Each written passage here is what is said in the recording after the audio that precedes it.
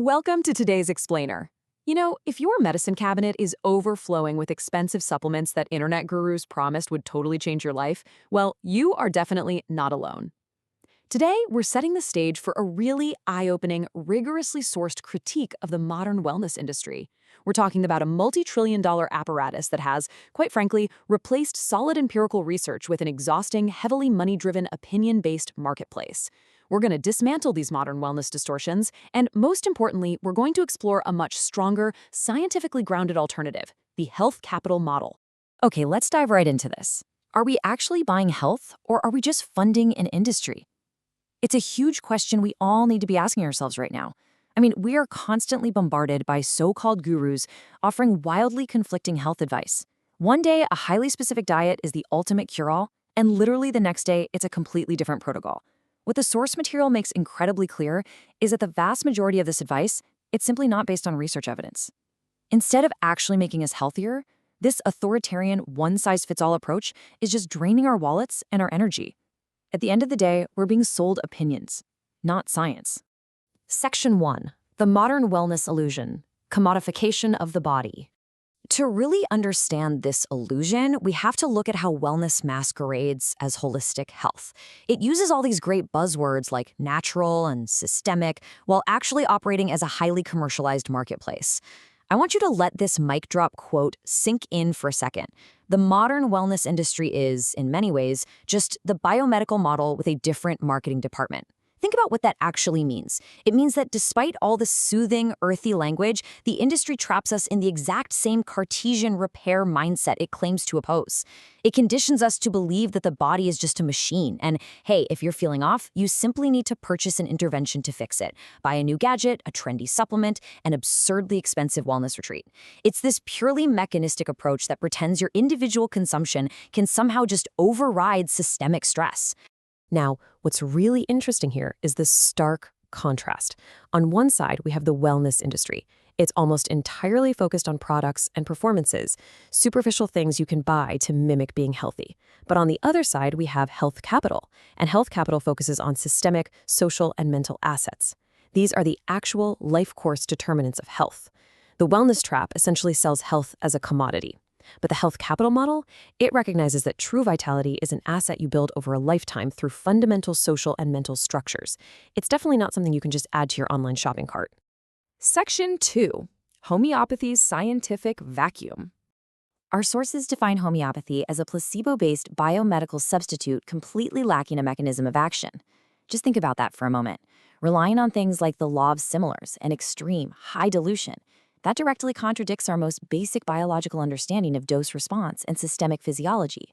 Because it lacks any functional link to human biology, it's essentially offering a magic bullet that simply does not work.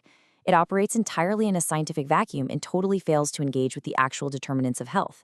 It's not building your health capital. It's really just another commercial intervention completely lacking in research evidence.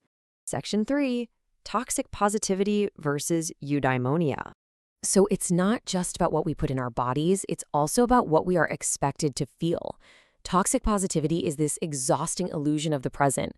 It's the demand from gurus that we absolutely must be in a constant state of fun, pleasure, and good vibes. But honestly, this is a massive modern corruption of ancient wisdom.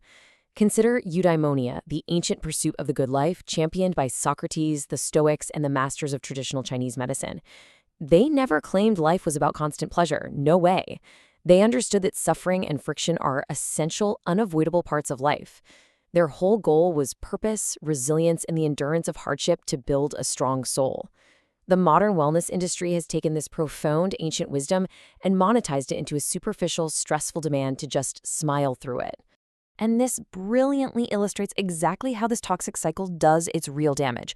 Let's walk through it. Step 1, you feel down. Now, the health capital model recognizes this as a perfectly natural biological and emotional signal. But then comes step 2. The wellness industry forces this artificial veneer of positivity on you. Step 3, when you inevitably fail to maintain that impossible state of constant joy, you feel a secondary layer of shame. You literally feel like you are failing at wellness, which leads straight to step 4, chronic stress. Ironically, by confusing hedonic pleasure with functional resilience, this toxic cycle actively depletes the exact mental and social capital you actually need to be healthy. It's contributing to the very chronic disease burden it claims to solve. Section 4. The health capital solution. Look, we do not have to stay stuck in this exhausting loop of purchasing interventions. The health capital framework is a serious, fundamentally different alternative. First off, it utilizes a scientifically rigorous methodology, meaning it's based on actual evidence, not influencer opinions. Second, it uses real mathematical equations, literally calculating the compounding interest of your daily habits over decades to help find the absolute best individual approach for you, completely rejecting the authoritarian one-size-fits-all advice of gurus. Third, it has a historically grounded and sound conceptual framework. And fourth, it explicitly rejects these commercial pseudo-solutions. It doesn't want your money for a magic pill. It wants you to actually understand the biology of your own health. So the crucial point is this massive systemic paradigm shift. We are moving away from an external locus of control, where we rely on biological dualism or the modern equivalent of buying a quick fix from an industry, and we're moving toward an internal locus of control. This model empowers you to build your own human vitality from the inside out by systematically investing in your mental and social assets over the course of your entire life. Which leaves us with this final, really critical question to ask ourselves today. Will you keep purchasing superficial interventions, just hoping the next product will finally be the magic cure? Or will you break free from all the noise, reject the opinion-based pseudo-solutions, and start genuinely investing in your own health capital? The science is incredibly clear, but the choice is yours. Thank you so much for joining me for this explainer. I hope it gave you the clarity and the tools you need to start building true, evidence-based resilience. See you next time.